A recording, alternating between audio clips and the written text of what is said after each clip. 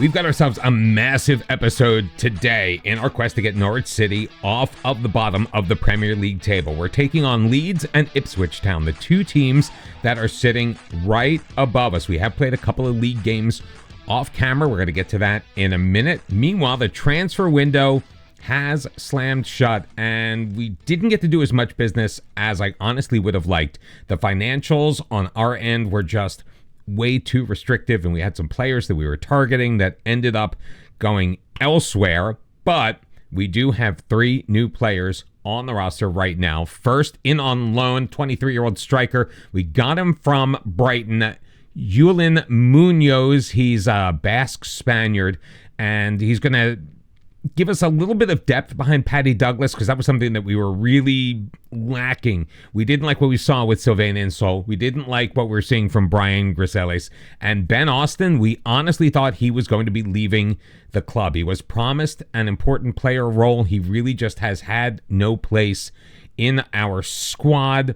We were, unfortunately for us, unable to sell him. I think if we were able to, we would have had a bit more financial leeway to make some of the moves we felt we needed to make, which did lead us to make a bit of a splash, and we did spend some money, 12 million in fact, to pick up 20-year-old Norwegian international Sindre Ottensen. On our left wing, we're looking at Juan Martin Ruiz and Oscar and not really liking what we saw. Ruiz was better. Oscar, highly disappointing. Always making mistakes, giving up the ball, giving up penalties at times that were inopportune for us. He stands at 6'2". He is an incredibly talented player. He can play striker. He can play the 10. He can also play on that left wing. We're kind of moving him all around right now, trying to find his place. But Ottensen is part of Norwich's future.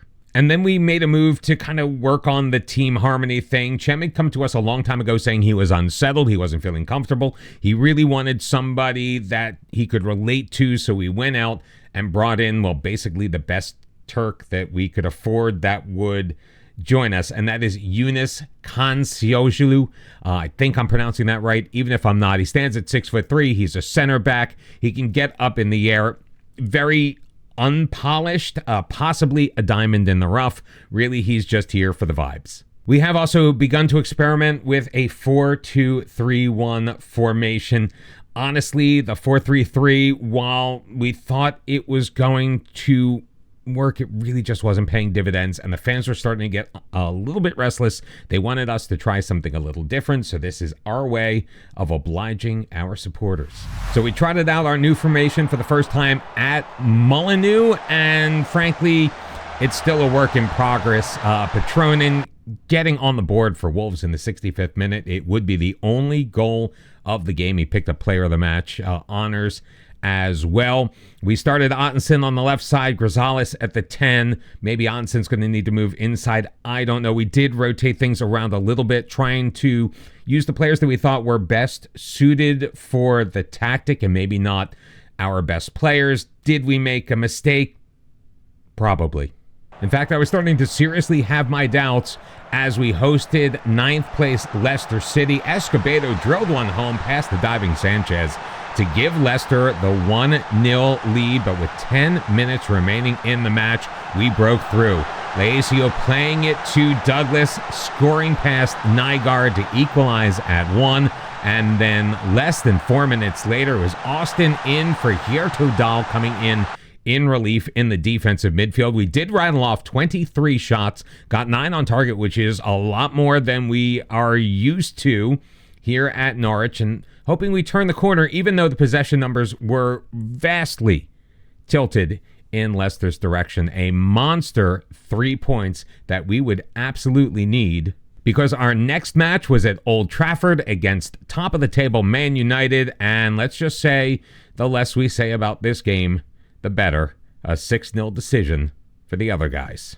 To be fair, because of match congestion, I did make a number of changes for the Man U game because I had absolutely no illusions that we were actually going to be able to get points from that contest. The win against Leicester did propel us into 18th place ahead of Everton. We sit 3 points behind Ipswich. 6 points behind Leeds, who are our opponent today. If we beat Leeds, it will pull us even with Ipswich. Unfortunately, the 6-goal loss to Manchester United kind of monkeyed with our goal difference, so we no longer have that advantage over Ipswich Town. But Ipswich playing host to Nottingham Forest, we're going to keep our eyes on that score. And hopefully, these 2 matches are going to catapult us on our way out of the drop zone.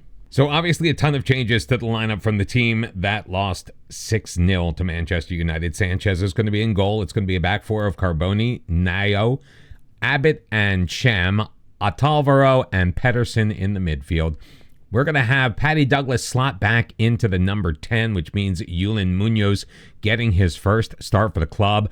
Juan Martin Ruz is going to get the start on the left-hand side, even though he doesn't have the greatest relationship with Carboni. Hopefully, we can work on that. Oscar is going to get the start on the right in place of the injured Laisio. Fingers are crossed.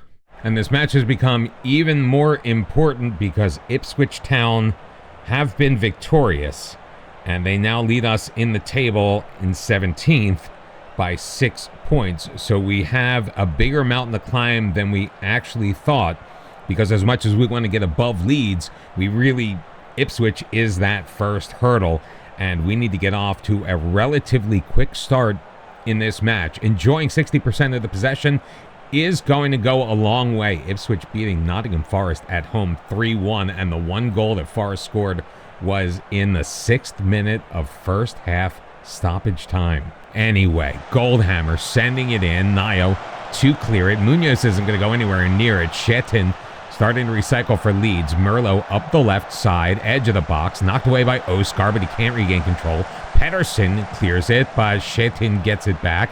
Janac for Goldhammer over the back of the defense, and it's going to go in. Sergio Carboni is going to be credited with an own goal. It was a missed interception by Munoz.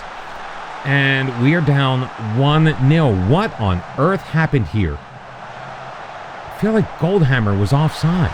Abbott in control. Nice high line from Leeds. Chem with it. He does have some space to move through the midfield. Otalvaro to Munoz. Out left, Roos pushing it deeper, sending it in the middle. Douglas shoots. It's off the post. Final third throw in. Pedersen in the middle. Douglas denied by Gemma. Paddy Douglas is going to go back in at striker. Munoz is going to come out. Sindre Ottensen will take the spot in the number 10.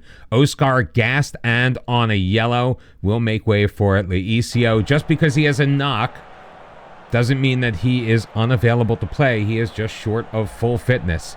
Chem with the final third throw in. 5 minutes to go in regulation. Looking back post for Ruz, and Chem is going to come off his line and deal with that easily because that's how things go for the teams that are not us.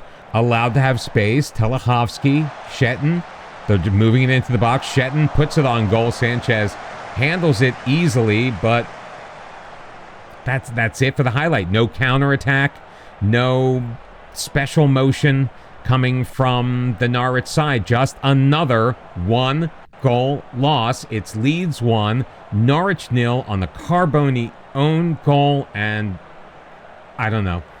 All I do know is this East Anglian derby at home against Ipswich Town is an absolute must-win if we are to remain in spitting distance of safety. A couple of changes. Walker's going to get the start as our left back. We're swapping things out in the defensive midfield. It's going to be Pedersen on the left-hand side paired with Omborg. Ruz and Laisio getting the start back. We move Paddy Douglas back into his normal striker position. And Otteson is going to get the start at the number 10. We do have revenge on our minds. We have already lost to Ipswich so far this year. Time is dwindling down on the season. We've got 10 matches, I believe, after this one to try to right the ship, and it is not a very easy road. However, we do have Brentford at the bottom of the table coming up. We have Everton again. We have Spurs again, who, even though we lost to them, it was kind of close. And the first highlight, of course, is going the way of Ipswich. Hopefully we can put some pressure on and just grab the ball back quickly right now. That's not what's happening, but we are keeping them in the middle third so far. Lugo, quick touch pass to Benami. Makes me into a liar. Walters pushing it forward, shooting Sanchez, getting his hands on it and deflecting it behind for an Ipswich corner. 18.5 minutes have been played. Dixon looking to send it in, leaves it short for Lappy. That's going to be blocked by, I believe that's Paddy Douglas, and he'll go out another corner kick opportunity. Are they going to just go short the whole time? I feel like a lot of teams are going short against us. Man U did that. Dickinson across, Lugo, back for Dixon, Chem clearing it away. It's going to be a throw. It's going to go to Ipswich, but at least the immediate threat has been nullified. First match of the week always makes me nervous because we just don't know what's coming with the other teams around us. And even though we only saw the one group of highlights in the first half, that first half is actually dominated by Norwich City. 64% possession, 7 shots on goal, 4 of them on target. We just have to do what we always seem to fail to do, and that is take advantage of the opportunities that are being presented us. We've hit the target 4 times, but we have not been able to sneak one past Macaulay in goal. Hopefully that will change, but we find ourselves in a situation with 30 minutes remaining and still no score, but a corner kick. Ruse sending it in, and Cem Kazapalu with his first goal of the season gives Norwich the 1-0 lead. I seriously think I just have to say negative things and the team is going to respond. We're going to bring Oscar in, even though he's nervous. Everyone's nervous. He's going to be replacing Ruse, who is just a bit knackered out there. He's played a lot of football. Leisio also to be replaced by, all right, which one's worse, hesitant or nervous? Brian Grisales is going to come in as well as we make 2 changes only with less than 20 minutes to go in this match. Ipswich only managing the 2 shots on goal up to this point. None of them have hit the target. And if we are able to hang on, it'll be another 1-goal game in Norwich. And there have only been a couple that haven't been just a 1-goal game. But it'll be a much needed and frankly well-deserved 3 points as Omberg looks to clear it. Grisales will head it into the Ipswich end, but Dixon sending it forward, knotted down by Abbott. Felder steps in front of that one and pushes it deep for Ipswich. Looking back post, Sanchez takes care of his business, comes out, grabs it, and settles everything down. With 4 minutes left to go, we're going to drop our mentality just a little bit. Ball play forward. Harvey's in, hits the post. He was offside, I think, anyway, because it looks like it was going to be a goal kick to Norwich. Time ticking down, 5 minutes added on. Oh, you've got to be kidding me. I've got to sit through this. Lappy back post looking for Felder. Chem clears it. Al-Enezi brings it in and tucks it home with his first goal of the year. Please, Football Manager, for once, can you let us have nice things? We just cannot hold on to the lead. Chem cleared it. He did his job. Al-Enezi just happened to be in the right place at the right time. And Ipswich have equalized, so let's go. All-out attack. Not that there's any time left. Full-time whistle. We get a point, but we desperately needed 3 because we have gained 0 ground. In fact, thanks to losing to Leeds, we've actually lost ground in this episode. And Everton beat Leicester City 4-0, so we've also lost the spot on the table. We are back down in 19th, 6 points from safety. Newcastle, Liverpool, and Arsenal are next up on the docket. We're going to take care of those games off camera, and we're going to come back as we host Brentford and then take a trip up to Nottingham Forest. Not a lot of games left at that point. Hopefully we can pull out some much needed points, maybe against a Newcastle team struggling in 10th place on the table. Pretty please. We do tend to play a little bit better. Again, Man U notwithstanding, when we play the games off camera. I think the team is just a little nervous with you guys around. Hope to see you next time. If you like that, make sure you hit the like button, subscribe to the channel, and turn on your notifications so you know when the next episode comes out. We will see you next time as we appear to be failing to get Norwich City off of the bottom. Maybe we'll have better fortunes when I see you again. Till then, bye-bye.